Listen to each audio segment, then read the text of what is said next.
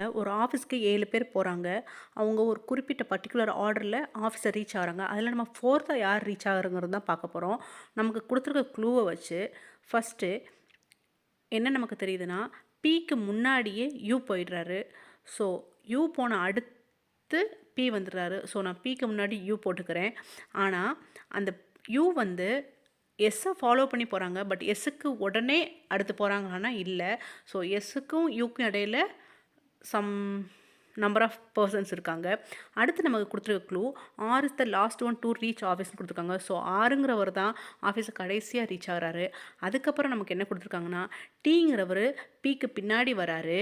அதே மாரி அவர தொடர்ந்து டபிள்யூ வராருன்னு குடுத்துருக்காங்க.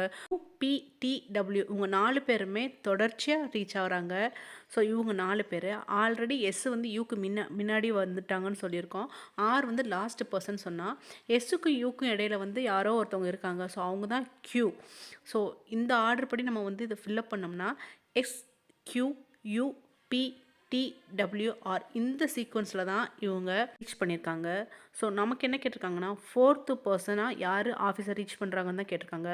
ஸோ, 1 எஸ், கியூ வந்து 2ண்டு, யூ 3ர்டு. ஸோ, 4த் பெர்சனா பி தான் ரீச் பண்ணியிருப்பாரு. ஸோ, நமக்கு ஆன்சர் டி, பி.